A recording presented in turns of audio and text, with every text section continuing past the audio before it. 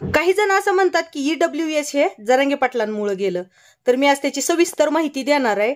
फक्त आता मी आतापर्यंत कधी म्हणले नाही व्हिडिओ शेअर करा, पण आज म्हणते व्हिडिओ होता होईल एवढा जास्तीत जास्त शेअर करा, म्हणजे ही पूर्ण माहिती आपल्या मराठा समाजापर्यंत पोहोचली पाहिजे. तर व्हिडिओ जास्तीत जास्त शेअर करा, लाईक करा. आता मी म्हणत नाही सगळेजण, मला जी व्हिडिओला 10-15 व्ह्यूज असतील ना, तेवढ्या 10-15 जणांनी तरी व्हिडिओ शेअर करण्याचा प्रयत्न करा. तर आता मला सांगा, काही जण म्हणतात ना की ईडब्ल्यूएस जरांगे पाटलांमुळे गेलं, तर मला सांगा जरांगे पाटलांची मागणी कोणती होती? जरांगे पाटलांची मागणी होती मराठ्याला कुणबी सर्टिफिकेट मिळावं किंवा मराठ्यांना मराठा म्हणून ओबीसीतून आरक्षण मिळावं. मग ही मागणी असताना एसीबीसीची मागणी कुठं होती? मग एसीबीसी दिलं कोणी? काय एसीबीसी लादलं गेलं? तर एसीबीसी लादलं गेलं आणि ईडब्ल्यूएसच्या व्याख्यानुसार आणि ज्या समाजाला ऑलरेडी आरक्षण मिळालेलं आहे त्याला ईडब्ल्यूएस घेता येत नाही. तर मग मला आता सांगा, आपलं ईडब्ल्यूएस कुणामुळे गेलं? ज्यानं आपल्यावर एसीबीसी लादलं गेलं त्याच्यामुळे गेलंय, जरांगे पाटलांमुळे नाही.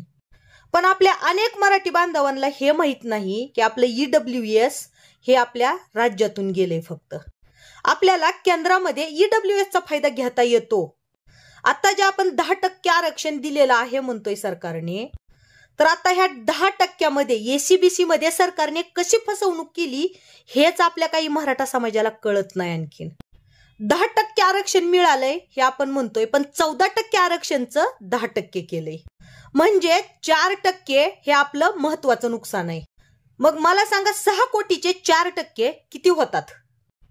मग ह्या मुलांचा ऍडमिशन होणार नाही, जी 4% उरलेले आहेत त्यांचं, जे 1-2 मार्कावरून ते जात आहेत, जे एमपीएस यूपीएस करतायत ते 4% वरून राहणारे आहेत.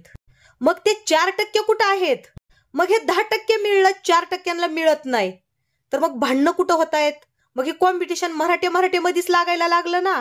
जी आज ईडब्ल्यूएस मध्ये मराठे जास्त प्रमाणात सिलेक्ट होणार होते, ज्या मराठ्यांचं मेरिट जास्त लागत होतं, आज त्याच मराठ्यांची 10% मध्ये मराठा वर्सेस मराठा होणार आहे.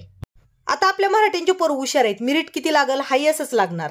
मग जे मराठे ईडब्ल्यूएस मध्ये किंवा इतर आरक्षणामध्ये 1-2 मार्कावरून पास व्हायचे, त्यांना आज 10-10, 20-20 मार्क कमी पडायला लागले.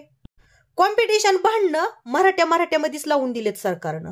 आणि हेच आपल्या जी काही बांधव आहेत ना की 10% दिलं म्हणतात, त्यांना कळत नाही. बरं ठीक आहे, आपण आता फक्त आरक्षणाचं बघतोय, पण आरक्षणाबरोबर जी मिळणाऱ्या सवलती आहेत त्या सवलतीचं काय? आता जरांगे पाटलांचं म्हणणं काय आहे माहितीये का? की बाबा आम्हाला आरक्षण पण पाहिजे आणि आरक्षणासोबत मिळणाऱ्या सवलती पण पाहिजे. मग जरांगे पाटील काय चुकीचं काम करतायत? समाजाला काय फसवत आहेत? आता तुम्हीच सांगा, त्यांच्या मागण्या कुठं चुकत आहेत? तुम्हाला एक सांगते, ही सगळी खरी परिस्थिती ना तुम्ही शेतकऱ्यांना एकदा विचारा.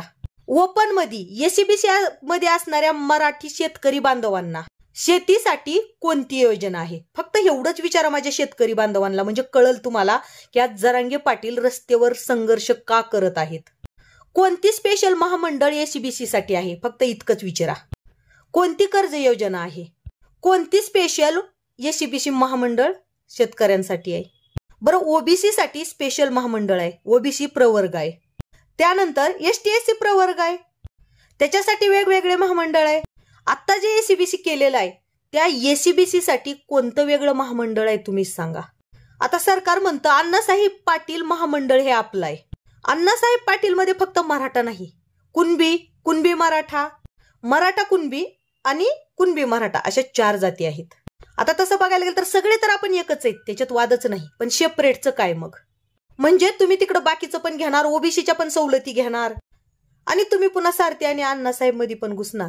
आता मला सांगा, अण्णासाहेब पाटीलचं किती मराठ्यांना मिळतं? आतापर्यंत किती मराठ्यांना मिळलं आणि किती मराठ्यांना माहिती आहे याच्यातलं तुम्ही सांगा. किती कुणबी बांधवांना मिळलं हे?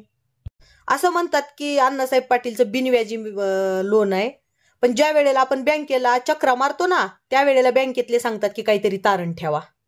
आता मला सांगा, ज्याच्याकडे तारण ठेवायला जर काय असेल तर मग तो कर्ज कशाला घेईल? कशाला अंगावर लोन घेणार आहे? मग ह्या सगळ्या गोष्टीचं सांगते, जी एसीबीसीचा घोळ करून ठेवलाय ना, आणि हे सगळं जनतेपर्यंत पोहोचवण्याचं काम हे मीडियाचं आहे.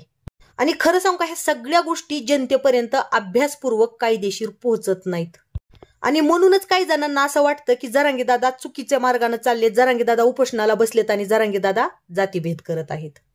आता थोडं जातीभेदावरूनच मी स्पष्ट बोलते. तर आता मला सांगा, जेव्हा मराठी लोकांची किंवा जेव्हा जरांगे पाटलांची ओबीसीतून मागणी चालू झाली आरक्षणाची, आता मला सांगा टोटल आरक्षण किती आहे? 32%. 32% प्लस त्याच्यामध्ये आपले धनगर बांधव आणि वंजारी बांधव यांच्या आरक्षणाला धक्का बिलकुल लागत नाही. 19% मध्ये धनगर बांधव आणि वंजारी बांधव नाहीत. मग तरीही हाके धनगर म्हणून कस काय उतरला? अचानक त्यांचे जे राजकारणी नेते आहेत परळी बीड ह्या साईडचे ते कस काय उतरले? मग मला सांगा, खरी केस तर हाकेवर व्हायला पाहिजे, कारण त्याच्या उपोषणाच्या वेळेस वाल्मिकांना तिथं हजर होते. मग काय करत होते? आणि नंतर संतोष भैया देशमुखची हत्या झालेली आहे. आणि तरी पण ती चप्पल तुंडी म्हणते की बीडचा बिहार जरांगे पाटलांनी केला. जरांगे पाटलांचा कुठं संबंध येतो इथं? मग मी काय म्हणते, ही जी जातीवादी प्रकरणं घडतात ते हाके कशावरून करत नाहीत? मग हाकेची चौकशी व्हायला पाहिजे ना. हाकेला पण SIT लागली पाहिजेच. मग जे काय आंदोलन प्रति आंदोलन आहे हाकेनं केलेलं ते हे मग जातीभेद वाढवण्यासाठीच केलेलं आहे. आज हे आपला समाज आहे, डोळे झाकून एकमेकाला साथ देतात, पण तो साथ देताना नेता कसा आहे आणि तो काय करतो हे बघणं गरजेचं आहे ना. अहो, जर धनगर बांधवांच्या आणि वंजारी बांधवांच्या आरक्षणाला हातच लागत नाही तर मग ही जी प्रति आरोप म्हणून जी काय ही म्हणून जी आरक्षणाला उतरले ती कोण आणि कशासाठी? आणि जेव्हा त्यांच्या नेत्याला विरोध केला तर त्या नेत्यांनी समाजावरती ढकलून दिलं. आतापर्यंत जरांगे पाटलांनी कधीही धनगर बांधव असतील, वंजारी बांधव असतील किंवा इतर समाजातले कुठलेही लोक असतील, कधीही जरांगे पाटलांनी कुठल्या समाजावर बोललेले नाहीत.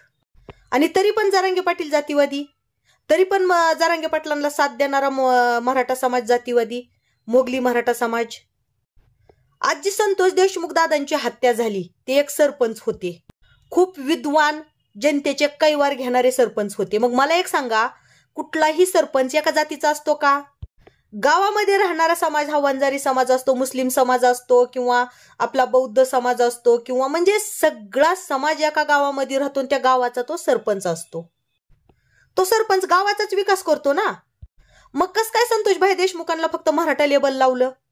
अहो, संतोष भैया देशमुख SC बांधवांना मारहाण झालती आणि त्याचा न्याय मागायला गेलते आणि तेव्हा त्यांची हत्या केली गेलेली आहे. आणि तरी तुम्ही पण म्हणताय की मराठा समाज जातीवादी. हे जातीवादी आहेत का? कुठंतरी हे जातीतला भेद किंवा हे अशा अफवा पसरवणं कमी करायला पाहिजे आणि मीडियानं आणि सरकारनं जी सत्य परिस्थिती आहे ती समाजासमोर आणली पाहिजे. मी आज आणि आत्ता पण सांगते, जर मराठा समाजाला SCBCचं खरं रूप कळलं ना, आज जे हित आंतरवालीत बांधव आलेत ना उपोषणासाठी आणि जे आतापर्यंत मोर्चे केले, आंदोलन केले, तेव्हा जी कोट्यावधी समाज जमा झालता ना, त्याच्यात दुप्पट समाज जमा होईल, दुप्पट. जरांगे पाटलांना उपोषण करण्याची गरज सुद्धा पडणार नाही जर SCBCचं खरं रूप समाजाला कळलं तर. आणि हे जे प्रतिउपोषण करत होते ना, तर ते समाजाच्या हितासाठी म्हणून नाही तर त्यांना पाकिटं मिळत होते म्हणून प्रतिउपोषण करत होते. मला नाही वाटत आता प्रतिउपोषण होईल म्हणून. आणि महत्वाचं म्हणजे जरांगे पाटील फक्त उपोषण नाहीत करत, कायदेशीर बाबतीत पण ते लढा देत आहेत, सगळं कायदेत राहून करत आहेत. महाराष्ट्र सरकारने आपल्याला 10% आरक्षण दिलंय, पण ह्या सगळ्या गोष्टीचा जर ताळमेळ बसवला ना, तर संविधानरित्या जेव्हा एक समाज मागास ठरला जातो ना, त्या समाजाला 50% आरक्षण मिळतं लोकसंख्येच्या दृष्टीनं. आता सरकारने मराठा समाज आता 28% दाखवला आत्ताच्या दृष्टीत. मग मराठा समाजाला आरक्षण किती मिळायला पाहिजे होतं कायदेरित्या? बरं का, 14%. आता ते दिलं किती? 10%. बरं, आपण तेही मान्य केलं, पण आता जे SCBC आरक्षण आहे त्याच्यामुळं मराठा समाजाचा काय फायदा झाला? खरं तर आपण SCBC घेतलं बी नसतं तरी पण आजही आपल्या मुलांना शाळेची फीस भरावी लागते आणि SCBC घेऊन सुद्धा पूर्ण फीस भरावीच लागते. आता एखादा गरीब शेतकरी आहे, त्याच्या पोराला 98% मार्क मिळाले आणि त्या मुलाचं चांगल्या कॉलेजमध्ये ऍडमिशन झालं बी आणि तिथं सीट राखीव आहे 98% वरती बरं का, पण तिथं 2.5 लाख रुपये भरायचे. आता त्या शेतकऱ्याकडे 2.5 लाख रुपये नाहीत तर मग काय करायचं? चला, जमीन घाण ठेवली, तेवढ्यासाठी जमीन घाण ठेवून त्या शेतकऱ्यानं त्याच्या मुलाची कॉलेजची फीस भरली, पण एवढ्यात भागतंय का? त्याचा राहायचा खर्च आहे, कॉलेजचं वह्या पुस्तकं जे काय असेल तो खर्च आहेच. आता मला सांगा, त्या शेतकऱ्याने MI भरायचा का बाकीचा कॉलेजचा खर्च करायचा. आता ह्या व्यतिरिक्त जर तोच मुलगा ओबीसीत असता, आता ओबीसी मध्ये मोफत वसतिगृह आहेत, कॉलेजची काही फीस माफ आहेत, त्याच्यानंतर विद्यार्थ्यांना कर्ज योजना पण आहेत. आणि अशा कर्ज योजना आहेत की 3 वर्ष जरी त्या मुलानं किंवा त्याच्या वडिलांनी कर्ज नाही भरलं तरी त्याला चक्रवाढ व्याज लागत नाही. यावर मला आता फक्त एकच सांगायचंय की जे 10% आपल्याला आरक्षण दिलेलं आहे ते कायम टिकून राहणारं नाही. जे जरांगे पाटील आरक्षण मागत आहेत ते आरक्षण आपलं कायम टिकणार आहे. म्हणून आपण सगळ्या मराठा समाजानं समजून घेण्याचा प्रयत्न करा आणि एक व्हा, जरांगे पाटलांना सपोर्ट करा. कारण जरांगे पाटील हे आपल्या मराठ्यांच्या हितासाठीच करत आहेत, आपल्या लेकरा बाळांसाठी करत आहेत.